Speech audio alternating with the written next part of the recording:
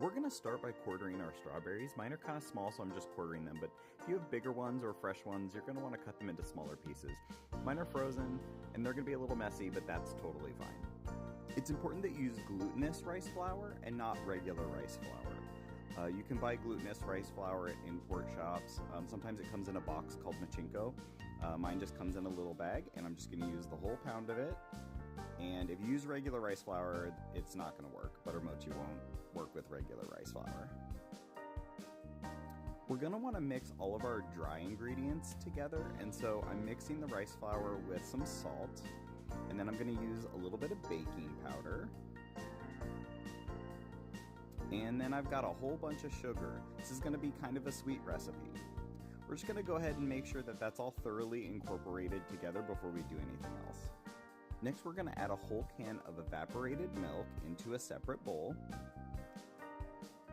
And then we're going to mix in our 4 eggs. And finally, we're going to add one more special ingredient. This is what makes it Sasha Colby butter mochi. It's a little kiss of Sasha Colby. It's vanilla mixed with a special ingredient. You might be able to tell what it is by the red coloring. Next, we're going to add all of these wet ingredients right into the middle of all of our dry ingredients. And then we're just gonna go ahead and start mixing up. And we wanna make sure that we get this mixture very homogeneous. You don't wanna see lots of bumps. You don't wanna see lots of lumps. You don't wanna see lots of clumps. We want a silky smooth mixture. Finally, we're gonna add 2 sticks of melted butter and an entire can of coconut milk. And I know what you're gonna say, this is a really wet mixture, but that's normal, it's totally fine. It's supposed to be this wet and watery. It's just going to be like that. You're doing great. Once it's thoroughly incorporated, we're gonna take a buttered up baking pan, and we're just gonna go ahead and dump the entire mixture into the baking pan. We wanna make sure that it's not clumpy. If you see any clumps, take them out. We're going to very delicately sprinkle some coconut flakes on top. I use sweetened coconut flakes. You can use unsweetened ones, but you wanna add a little bit more sugar into the batter if you do that.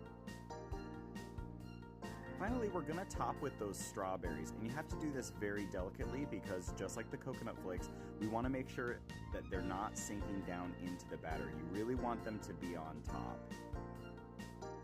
The real reason you want them to be on top is because we're gonna roast these in the oven. And so as they roast, it's really gonna bring out the flavor of the strawberries right on top. If any of them fall down in, be careful not to go in digging after them. You don't want to mess up the batter.